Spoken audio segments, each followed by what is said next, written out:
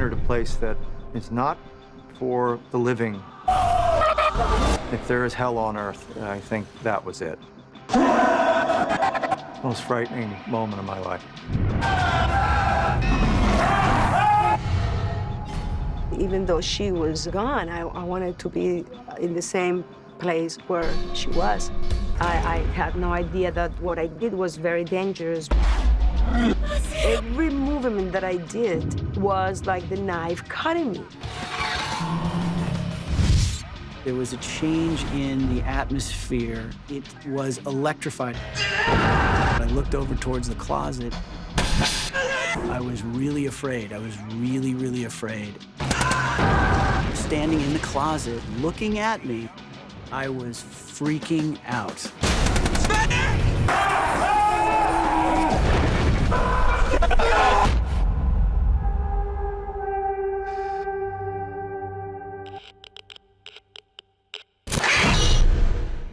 You know, maybe we entered a place that is not for the living to even visit. That's a stark, cold, dead place. If there is hell on earth, I think that was it. Most frightening moment of my life.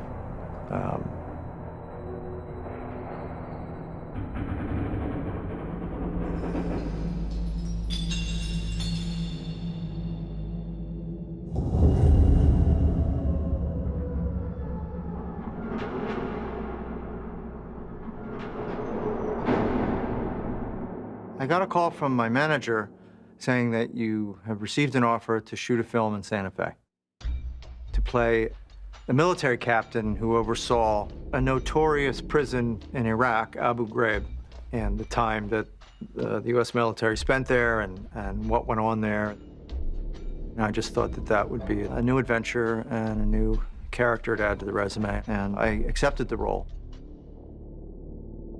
We were shooting outside of Santa Fe in the old main prison facility, which has now obviously been closed down for many years. It was considered to be a level 6 supermax facility with a gas chamber and a death row. If you were going to pick a location to recreate something as horrible as what went on for 30 years during Saddam Hussein's rule in Iraq of that prison, you draw the conclusion that it was an appropriate place to shoot that film. I flew into Albuquerque. I landed at about midnight. The producer came to pick me up. We were driving to Santa Fe, which is about an hour. The crew hadn't gotten there, no trucks were there yet. I was the first actor. On the way, he said, I've been out here scouting this location, and would you like to go see the prison where we're shooting? It's Old Main Prison in Santa Fe. So, you want to take a look at it now? Oh, yeah. Out here in the middle of the desert. I said, sure, because I thought that it would help inform me as an artist, as an actor. We pulled up to the main entrance, and it kind of, through the headlights, it kind of looked like all brick and bars. We see the barbed wire fence. And the main entryway looked like the entryway of any normal building. It was sort of steel and glass with a lock. And when we got inside the lobby, to the right and to the left, there were giant hallways with gates. We proceeded down the hallway, and the producer said, would you like to take a little tour of death row and the gas chamber? And I said,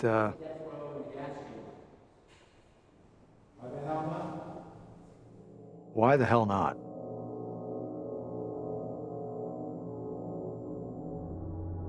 We had one flashlight between the two of us and 2 cell phones emitting light.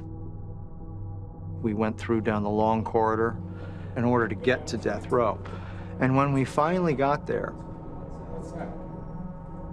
I flashed my flashlight down on the floor, and I saw marks in the concrete.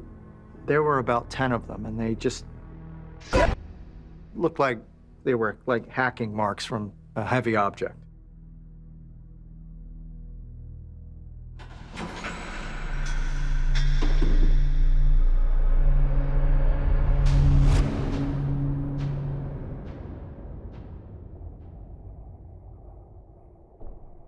And then we went to the other side and we walked through death row. And it was just like this endless series of bars and gates that we had to pass through in order to get to the gas chamber.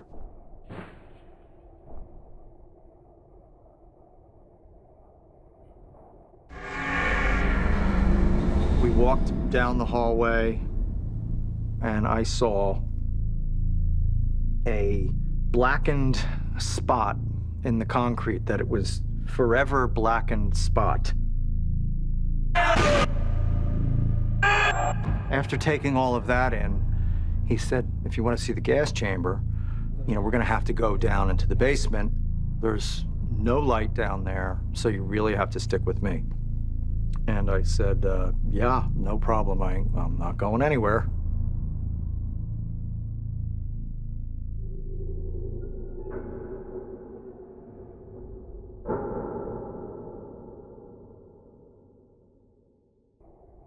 There was a darkened entryway.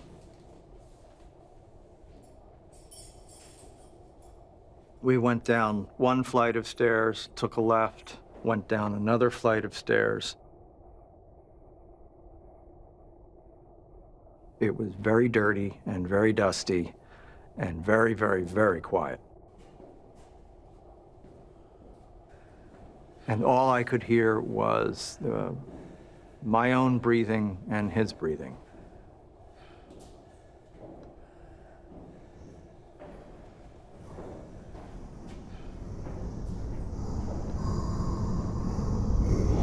When we got off the third flight of stairs, he turned around and said, "This is the back entrance to the gas chamber. This is where the gallery views the execution." So we walked into that room. We could see some light. And it was like an orange glow, a faint orange glow. And there was a candle burning in the corner, an old, red, smallish candle. The look on his face was terror. And I said, "Did you?" And he said, "No." He said, "Do you really want to continue?" And I said, "As long as we're here, let's just continue." We left that area. We saw the back of the gas chamber. It was this sort of a glass and steel structure. It almost looked like an old submarine upended. And you could see the chair inside. We went into the front entrance of the gas chamber, and it had a door like you see on a ship, where it has a wheel, a steel wheel that you turn, and then it opens up. Very, very heavy door.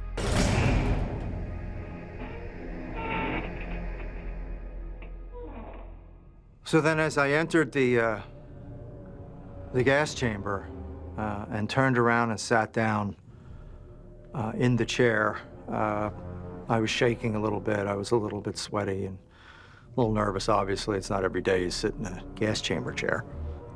My training is such that I don't back away from those experiences, so I knew he wasn't going to do it, and I said, well, I'm going to go ahead and sit in there. And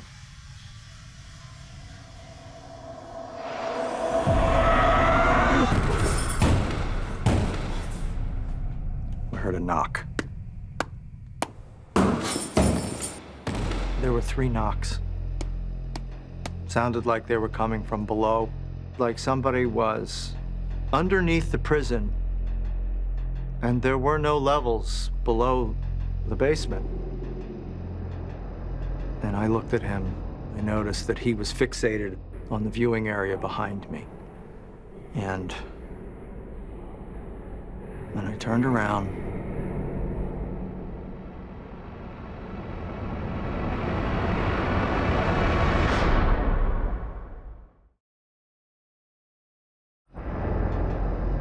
And I looked at him. I noticed that he was fixated on the viewing area behind me. And I turned around. In the viewing area, we saw black shapes sitting in chairs. We ran so fast. We bound up one set of stairs. We bound up the second set of stairs. And we look up.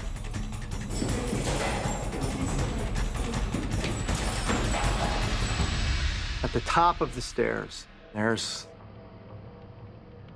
the silhouette.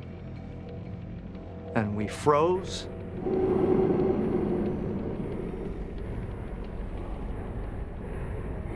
And we turned our flashlights off, and we just stared at it.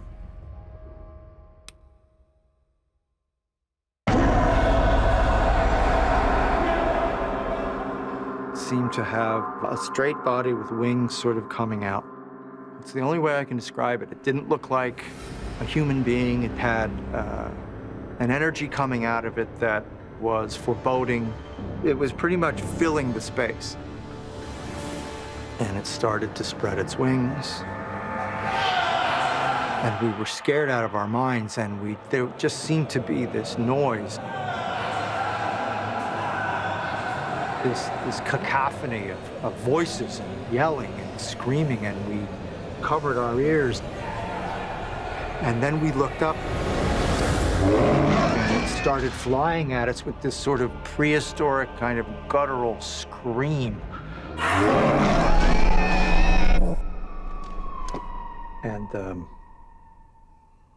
And it came right at us. And we got down and covered ourselves and started screaming.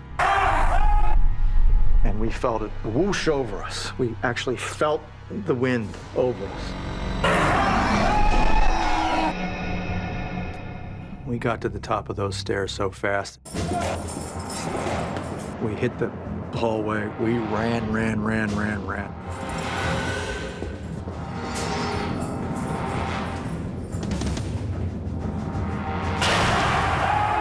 And when we got outside, our hearts were racing, we were sweating. We just got in the car, took off.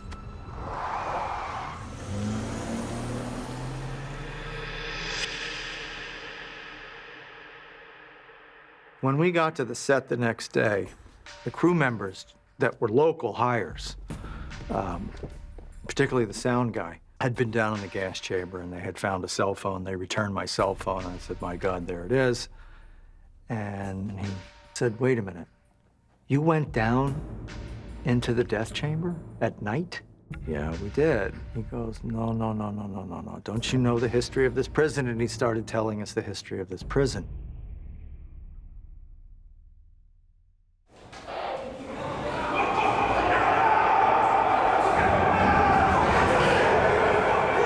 This was the scene in 1980 of one of the most violent and bloody prison riots in American history.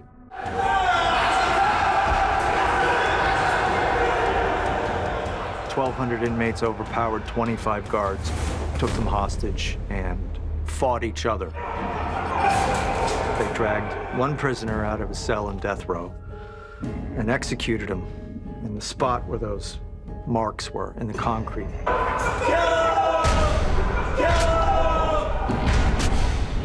And they did it with an axe.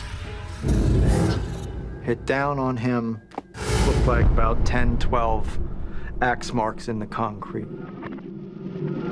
The black spot outside of one of the death row cells was the mark of a human body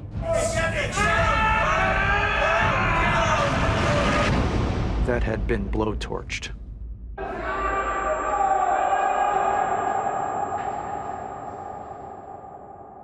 After hearing some of these stories and imagining the chaos and the screaming and the noise, the din of 1,200 prisoners, taking over a prison, and the killing that was going on and the absolute mayhem that was going on. Now it makes sense to me why we heard these noises down in the death chamber.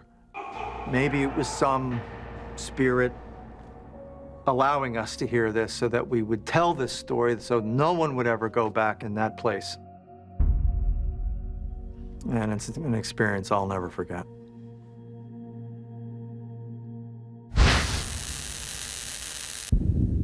I don't know if there's a message or not. I just know that you have to have as much fun as you want in life, because you don't know when you're going to leave. And the time will come whenever it comes. And respect what's after, because I believe there's a lot afterwards, after your body is gone. I believe.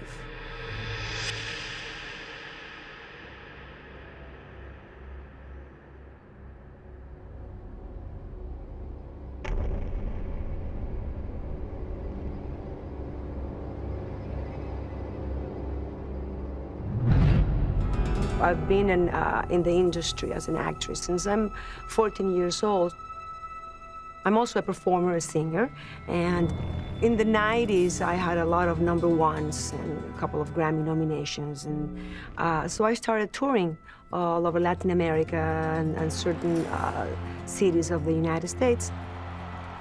I had my best friend. Her name was Maritza. We were friends since we were 20 years old. If I would have had a twin sister, I think Maritza would have been my twin sister.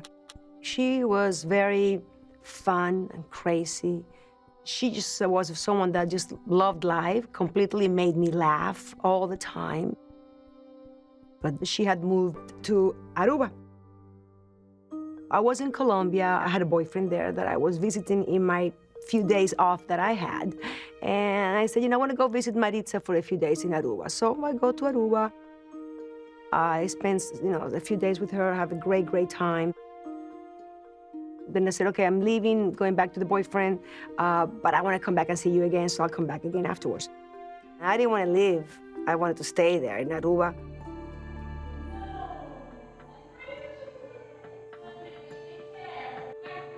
We kiss each other, and I'll see you in a few days, Then the limo goes. So we speak in the morning, and everything was great. And okay, so when are you going to come back? I was going to go back on the 3 days. I said, okay, I'll come back, tomorrow. So we hang up. And then a few hours later, just a few hours, maybe 2 or 3 hours later, her brother calls me. I'm like, hey, how you doing? What's going on? And he just said, Maritza is dead. And I'm like, oh, yeah, right. I just spoke to her. What are you talking about? Put her on. And he's like, she's not here. She was going to the airport to pick up some friends, and she went through a red light.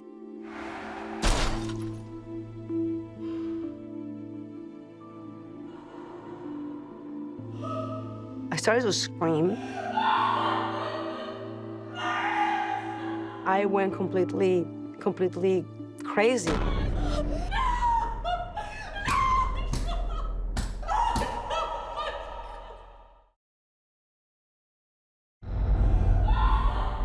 I started to scream.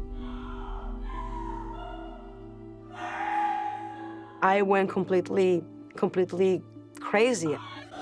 I just didn't want to be there any longer. I wanted to go back, even though she was gone. I wanted to be in the same place where she was. I grabbed the plane and I went back to Aruba. And then we met a few friends there, and then we took her to bury her in Caracas, Venezuela. So when the time came for her to, to look pretty on her coffin, her mother didn't want to do it. So I said, I do. I do. It just gave me time to be longer with her and in private. And she was just beautiful. And, you know, I made her look even more beautiful. Remember putting the color on her cheeks and her lips and everything, so.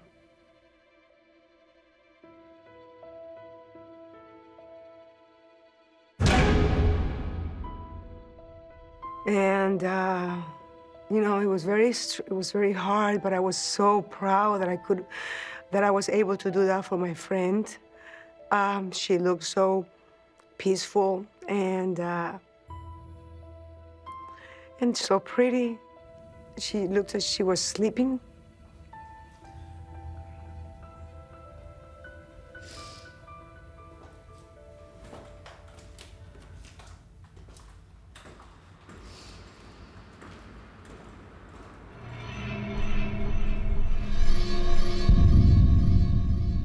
After the funeral, the following day, I go back to Miami, where I was going to have a concert.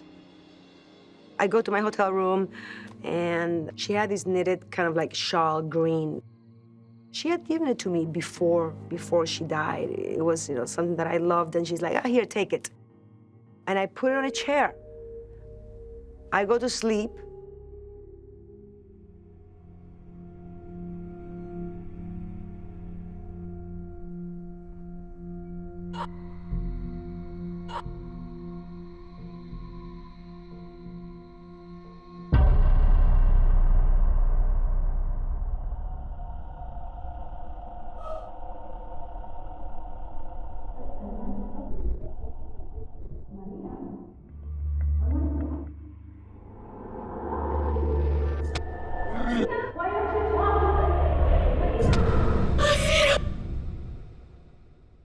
I wake up with a very extremely strong pain on my chest, not near my heart. It was just one pain, like, bam, like that, you know, like, and that's the, and I wake up and then, you know, I look next, there was this chair next to me, next to the bed. And the shawl that was on the chair, it was no longer there. I don't know why. I just felt that it was her. I had to go back to sleep like this because every movement that I did was like the knife cutting me.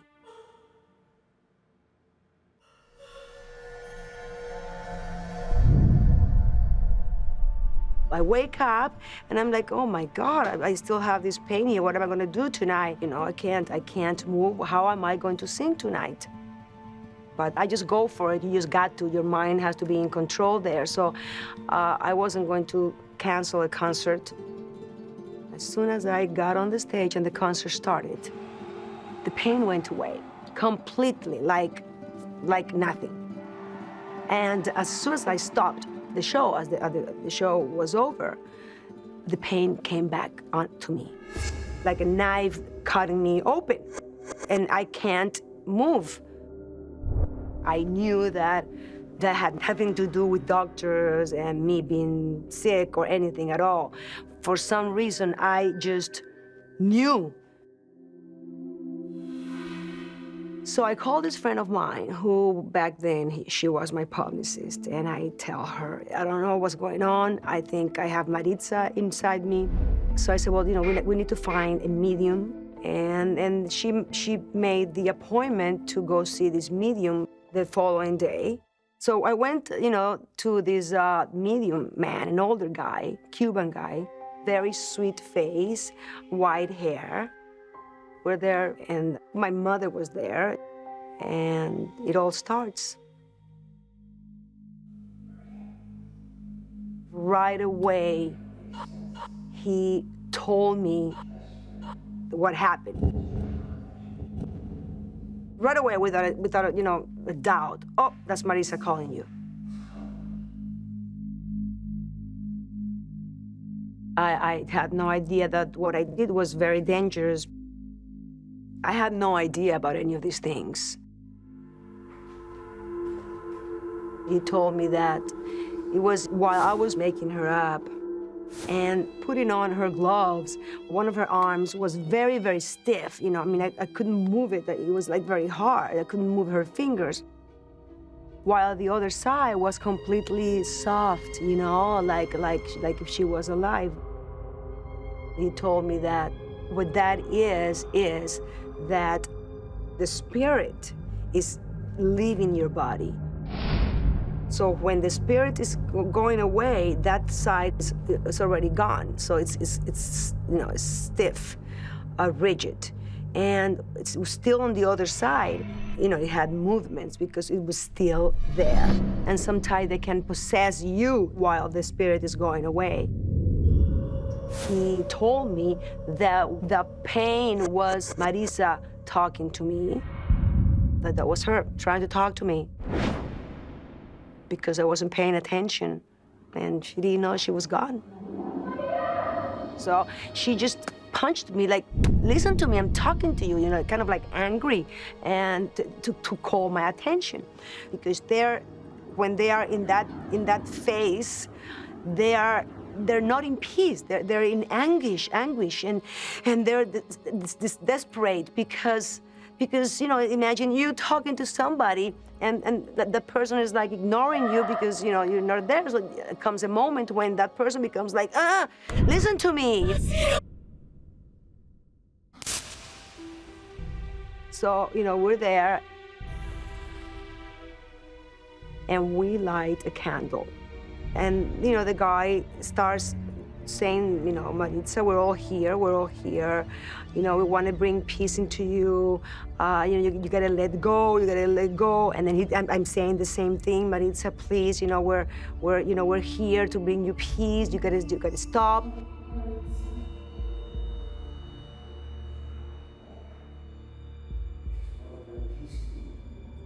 The candle completely starts moving, like the flame, like there was no breeze, no doors open, nothing.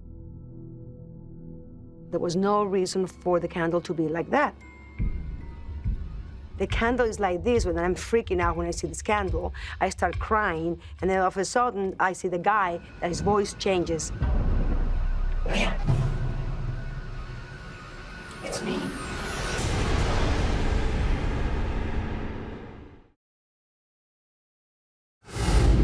There was no reason for the candle to be like that.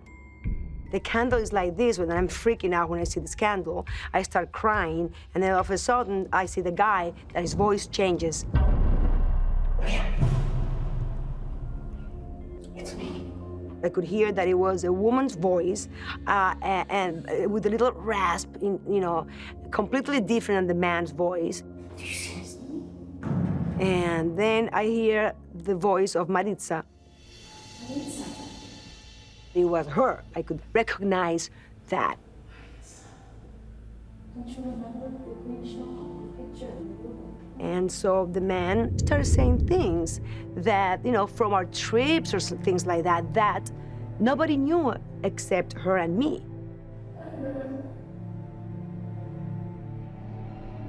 And so the man started, you know, doing things like that, you know, starts talking and telling me things, and my pain was still there. And, you know, then all of a sudden, after all that, slowly,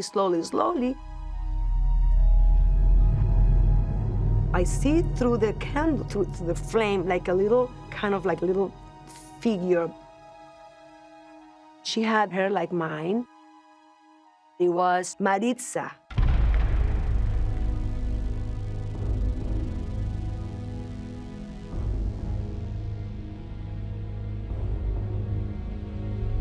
And then all of a sudden, the candle stops, the flame stops, like that. And then my pain goes away. That's when I knew that she was in peace, that she knew that she was gone. Peace came into me because I knew that she was 100% where she had to be. And, you know, she was an amazing human being. And I'm sure that her afterlife, where she's at right now, she's in peace right now, and she's happy.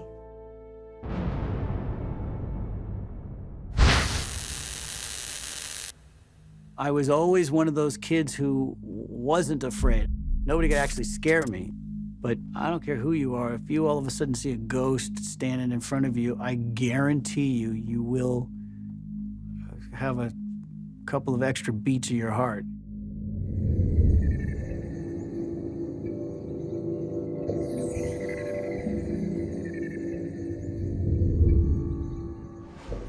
When I was a kid, I was fascinated with World War II. And I had the helmet and I had the gun and I was always playing, you know, soldier, and I was always, you know, running, you know, through the woods and hiding behind the trees. I was always playing war, always. It was just to the point of an obsession where even my mom was embarrassed to take me to a friend's house because I might start breaking out and playing war.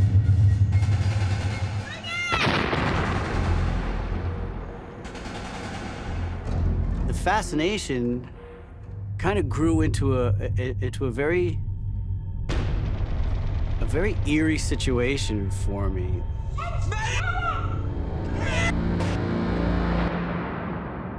In the house that I grew up in, I loved my room. My room was the coolest room ever. I had a closet in my room. It was very kid-friendly in the sense that it was wide enough to play in. And I remember being in this closet for long, long periods of time. That was my big thing, this closet.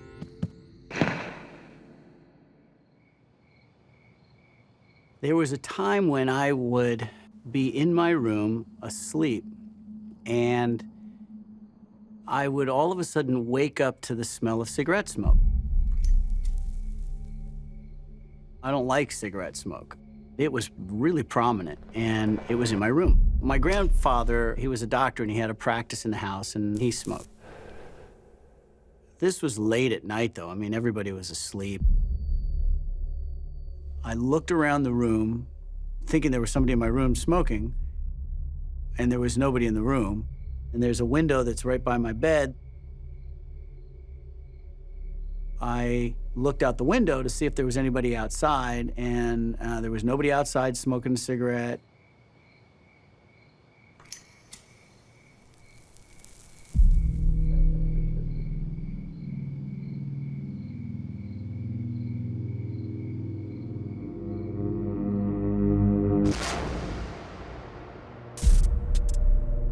I looked around, didn't see anything, and I remember getting under the covers,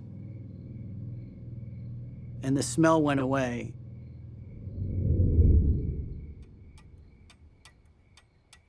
The very next night, it was like 3 o'clock in the morning or something.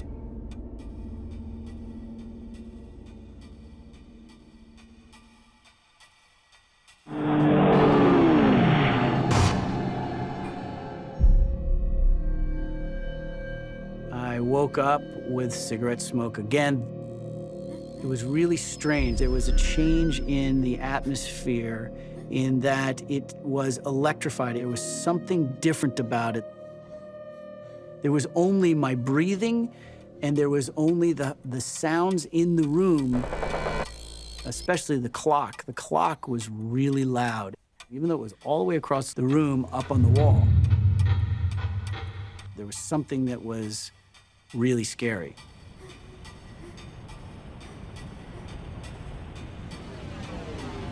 And I don't know why, but I was drawn to the closet, and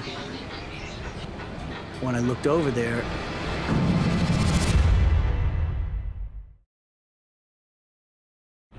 and I don't know why, but I was drawn to the closet, and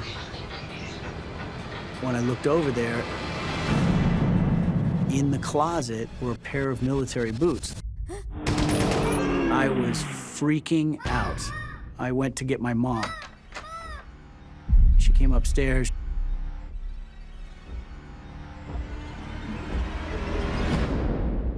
I don't see anything. And there was nothing in the closet. She looked around for me to make sure there was nobody there. Went to the window, didn't see anything, didn't smell anything. I think it was just a bedroom. And so she tucked me in, gave me a kiss, and then went back downstairs. Okay, sleep tight. Everything's fine.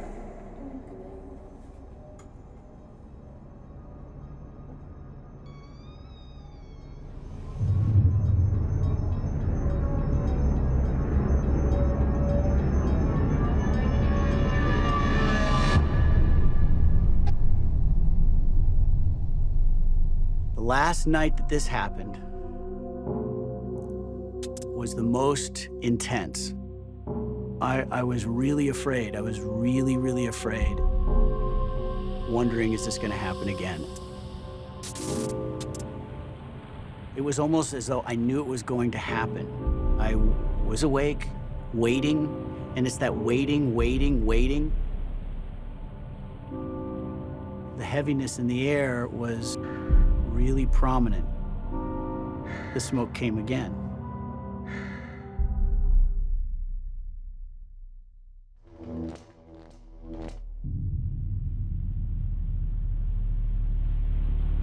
It was like everything just was amped up, just cranked up. The room itself was so loud.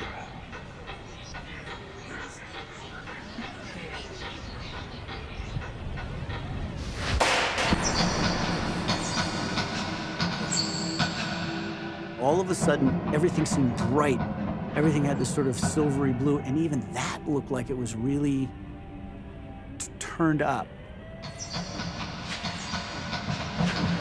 This chill went all the way up, right from my legs all the way up to my head, to the back of my neck. I could feel the chills of fear, to the point where I wanted to yell for my mom, and I couldn't. I just couldn't.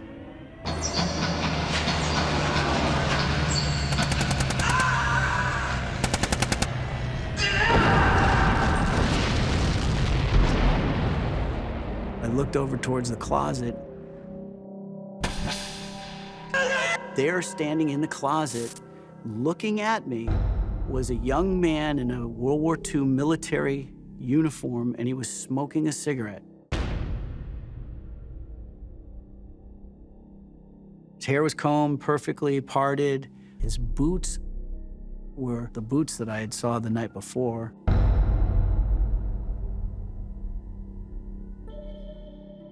And he smiled. It was almost like I was looking at him and he was looking at me. It was familiar. War is over. War is over. I wasn't afraid. I got out of the bed, and as soon as I walked over to this closet, the soldier was gone.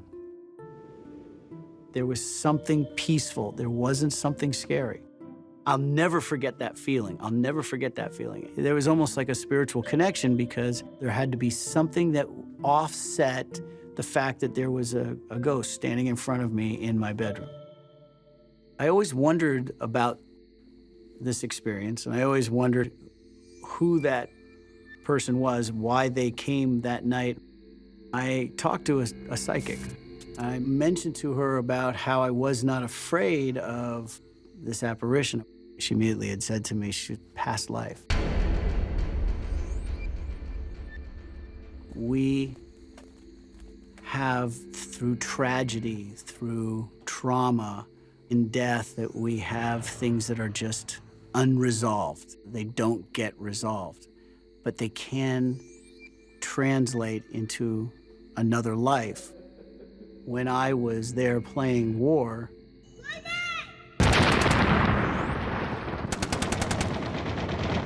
I was in the thick of that battle as a young man.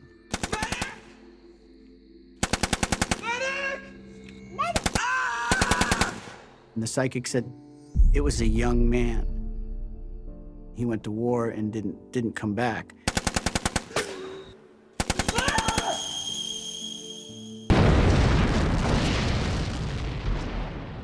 It was a past life of mine. And I was looking at myself standing there with this uniform on. She said, I think that what that apparition was telling you as a young child was that the war was over. Me saying to me that, you know, the war's over. And it's interesting because I don't like to fight. And after that, I, honest to God, don't even remember playing war that much anymore.